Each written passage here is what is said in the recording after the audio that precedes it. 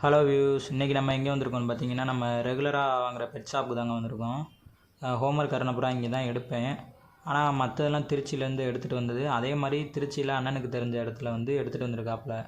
இந்த 2 பேரும் தான் கேட்டிருந்தோம். அண்ணன் திருச்சியில் போய்ட்டு பார்த்துட்டு எப்படி இருக்குன்னு சொல்லிட்டு தான் எடுத்துகிட்டு வந்தாப்புல. வந்தோடனே நமக்கு தாங்க முதல்ல கால் பண்ணார். நான் ரொம்ப நாளாக கேட்டுக்கிட்டே இருக்கவும், நல்ல லைனேஜாக இருந்தால் சொல்லுங்கள் அப்படின்னு சொல்லிட்டு கேட்டுக்கிட்டேன். அதனால் கால் பண்ணி வந்து பாரு தம்பி அப்படின்னாப்புல. வந்து பார்த்தோம், 2மே இதுவும் திருச்சி லைனேஜ் தான். அப்போ நம்ம அதுதான் எடுக்க போகிறோம். ஃபஸ்ட்டு காமிச்சல அந்த பேர் தான் எடுக்க போகிறோம். இங்கிட்டு 2 ஹோம்ஒர்க் புறா இருக்குது. அது வந்து தஞ்சாவூரில் உள்ளது போல்.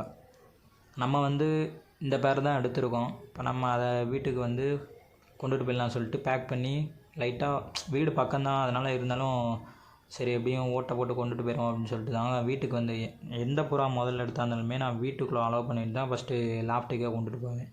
அதே மாதிரி இப்போ நான் வீட்டுக்கு எடுத்தாந்துட்டு தம்பி லாஃப்ட்டில் தான் மாற்றி வைக்கலான்னு, அங்கே தான் குண்டுலாம் இருக்குது, அதனால் அங்கே மாற்றி வைக்கலான்னு இருக்கேன். இது வந்திங்கன்னா சப்ஜாவில் வந்து சீனி வெள்ளைங்க. இது வந்து சாக்லேட் கலரு.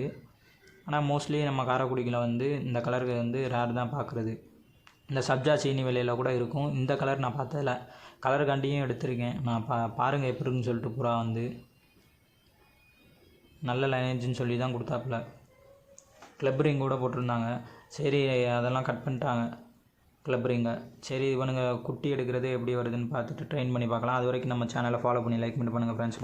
பாய் பாய்.